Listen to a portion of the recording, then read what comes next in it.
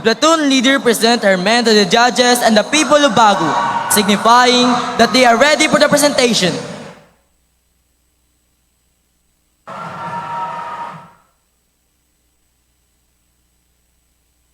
Oo, Kadete Teniente Colonel Cristel P. Tibo, ang namumuno sa plutong na mataas sa paralan ng Minoyan. Ginoo ang plutong ahenda na po sa pagpapalabas. Once acknowledged, the whole troops will now begin their presentation.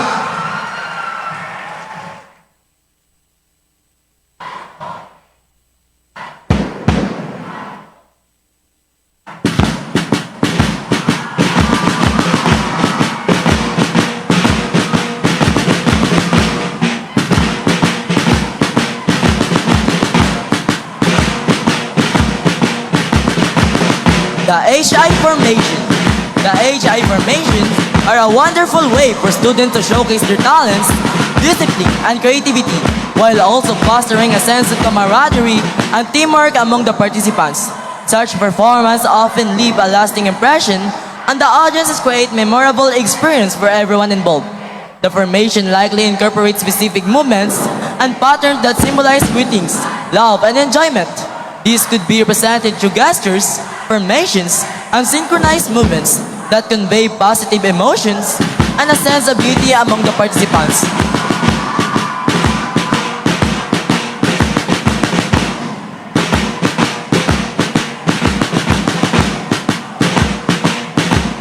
An arrow formation. An arrow formation represents several important qualities and values. Arrow points in specific direction, which symbolize the importance of having a clear and defined path in education. It can represent the idea of setting goals, having a purpose, and working toward a specific destination, such as acquiring knowledge or achieving academic success. Discipline is crucial for success. The R formation can signify the need for students to maintain discipline in their studies, time management, and behavior to excel in educational pursuits. This can represent the importance of unity and teamwork in educational context. It emphasizes that the students and educators should work together and support one another to achieve common goals. Arrows are symbols of action and progress. The cross formation. The cross is a universally recognized symbol of faith in many cultures and religions. In an educational context, it can symbolize the importance of ethical and moral values. This formation may represent the Minoyan's ERT commitment to instilling these values in its drillers and members, emphasizing the significance of integrity, honesty, and compassion. This formation can signify the unity and togetherness of students, teachers, and broader community. It can common purpose. It can stand as a reminder that education goes beyond the walls of the schools.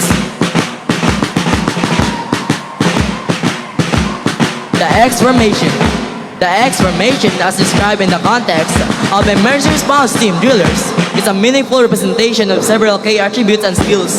The formation in the shape of an X symbolizes the importance within the emergency response team. Discipline is crucial for following protocols, maintaining order, and ensuring that the team members perform their roles effectively and efficiently during the emergency situation. The X formation can also represent the diverse talents and skills of the ERT members. The circle formation. A circle is a symbol of beauty as there are no distinct beginning or end points.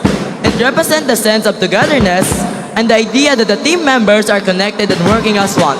It underscores the importance of solidarity and cooperation in emergency response teams. The circular shape can be interpreted as representation on continuous learning and study. Just as a circle has no end, learning and skill development are an ongoing process.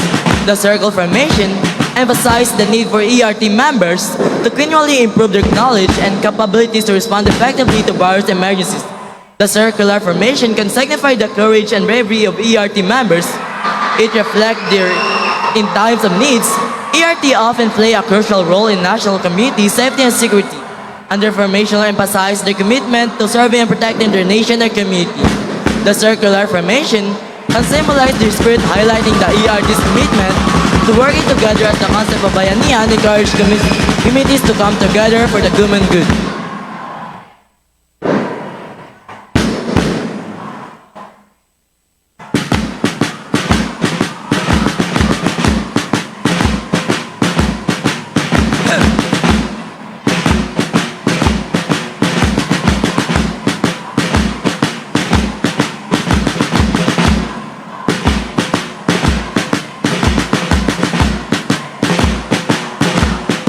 dance number. The ERT is using the art form to showcase their talents and skills and creativity. Dance can be a powerful way to express cultural pride and celebrate achievements. A celebration of skills and enjoyment on November 5th known as El Cinco de Noviembre. This event appears to have a cultural and historical significance related to pride in the achievements of our forefathers. Ladies and gentlemen, the Minian National High School ERT Fancy Drillers perform their dance number.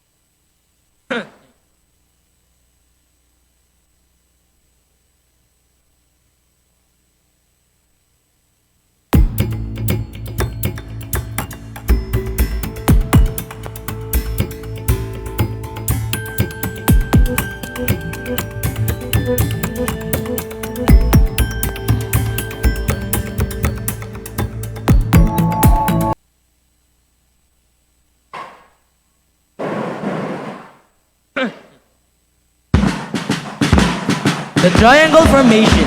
A triangle formation for an emergency response team. Fancy drill carries symbolic meaning and relevance of several important qualities and values. The triangular shape symbolizes unity and togetherness, where each corner of the triangle represents a team member. It highlights the importance of working cohesively as a unit, showing that the strength of the team lies in the importance of working cohesively. The triangle formation emphasizes discipline within of the team lies in collective effort. The triangle formation underscores the importance of ERT. The precision and alignment required for such formations underscores the importance of following protocols. The CO formation.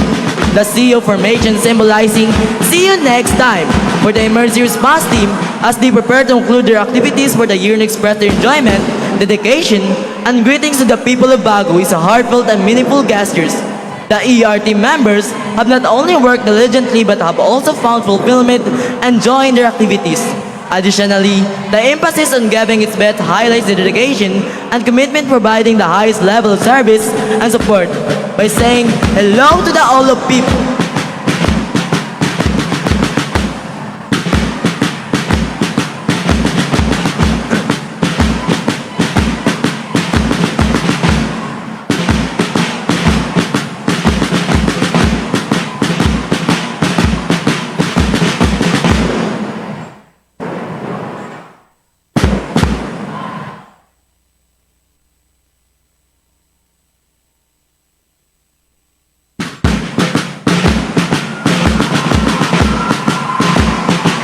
Pasar Review. A Pasar Review military ceremony in Bago City on El Cinco de Noviembre can be a powerful and symbolic event embodying discipline, fancy drill, cadence, humility, and respect. The ceremony's timing on November 5th is significant as it commemorates the Negros Revolution time he served as a reminder of the historical events and struggle for independence. The military press and respect for these days demonstrate their commitment to preserving the nation's history and values. Their ceremony can be a simple humility and service to the community. They are there to pay respect and honor the historical significance of the day.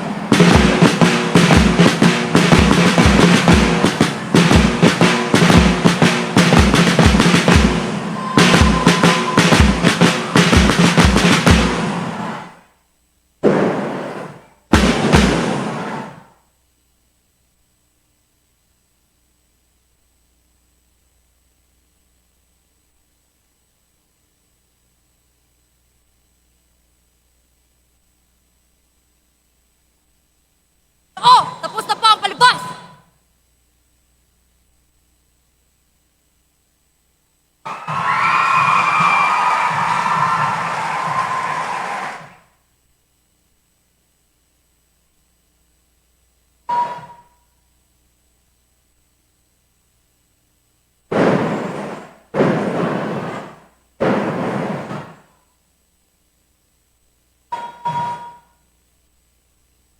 Ladies and gentlemen, this is John L. C. Diquina Jr.